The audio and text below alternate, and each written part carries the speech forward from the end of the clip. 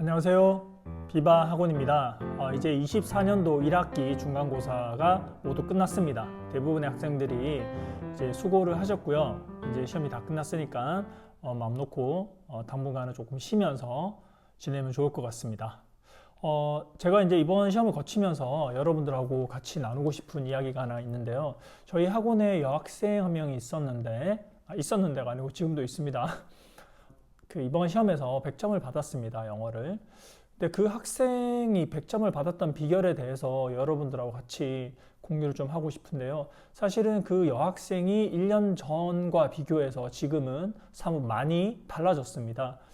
그 여학생이 1년 사이에 엄청난 어떤 향상이 있었고 변화가 있었는데 이런 것들이 뭐 갑자기 일어난 변화는 저는 아니라고 생각을 합니다. 그 비결을 제가 말씀을 드리자면요. 꾸준히 노력한 결과라고 말씀드릴 수가 있습니다. 너무 평범하죠. 근데 그 평범한 것에 진리가 있다고 저는 생각을 하거든요. 1년 동안 꾸준히 공부할 수 있다는 것 자체가 사실은 매우 어렵습니다.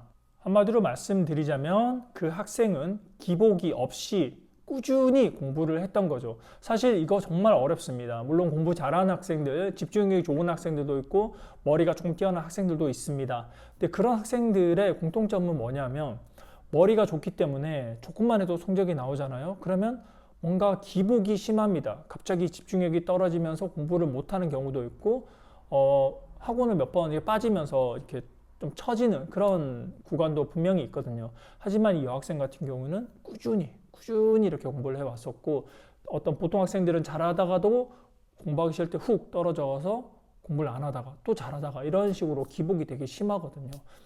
기복 없이 꾸준히 할 수 있다는 것은 모든 영역에서 정말 중요한 거라고 생각하고 그것보다 더 좋은 장점은 없을 거라고 생각합니다. 그래서 그 여학생이 1년 전과 지금과의 비교해서 엄청난 실력이 향상이 되었고 이번에 영어도 100점을 받게 되었는데 그 이유는 기복 없이 할 수 있는 그런 꾸준한 공부라고 저는 생각을 합니다. 그러면 저희가 어떻게 하면 꾸준히 이렇게 공부를 할 수 있을까요?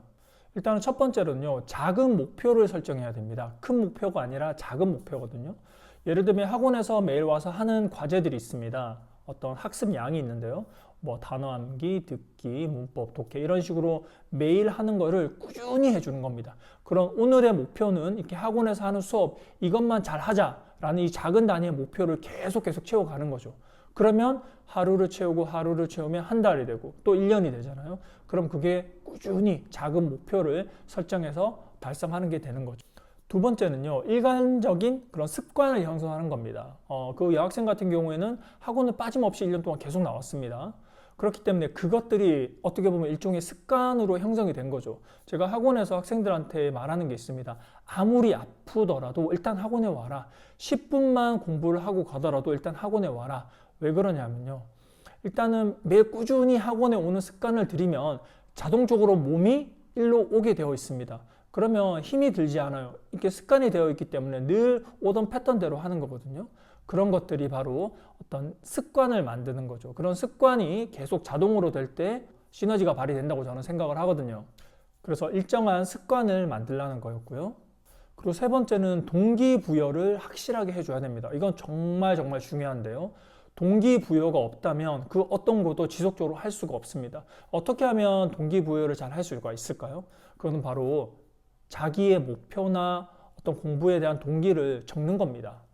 어떤 학습 일지라고 해야 될까요? 그렇다고 거창한 건 아니고 한 줄, 두 줄로만 자기의 목표를 상기를 하는 겁니다.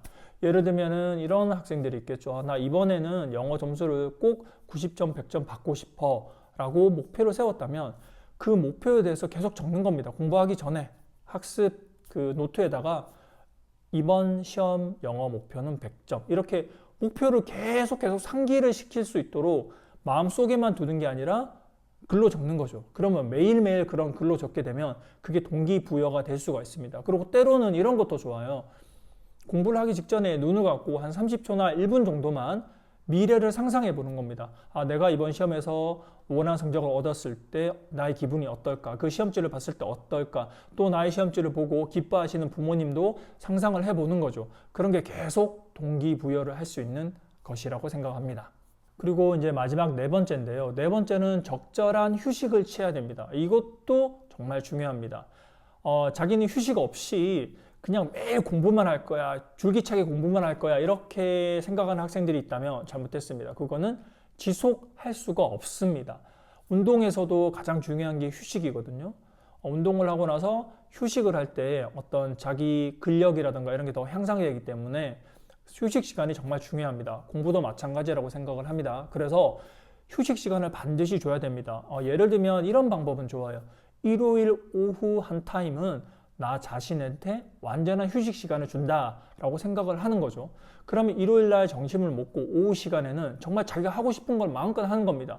예를 들면 나는 컴퓨터 게임이 너무 하고 싶어. 그럼 주구장창 3, 4시간 컴퓨터 게임을 하는 거예요.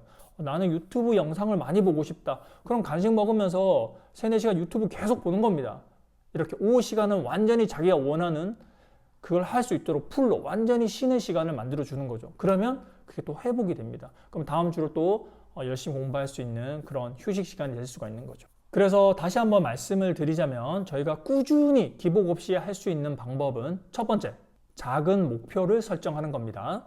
두 번째, 일정한 습관을 형성해서 계속 루틴대로 따라가게 만드는 겁니다. 세 번째, 동기를 계속 부여를 해주는 겁니다. 네 번째, 적절한 휴식 시간을 반드시 주어야 합니다. 이 네 가지를 꾸준히 지켜가신다면 기복 없이 공부를 잘 할 수 있을 것이라고 생각됩니다. 여러분, 오늘도 열심히 공부하시느라 수고 많았습니다. 항상 미래를 긍정적으로 생각을 하면서 공부를 하면 더 좋을 것이라고 생각이 듭니다. 네, 감사합니다. 지금까지 비바 학원이었습니다.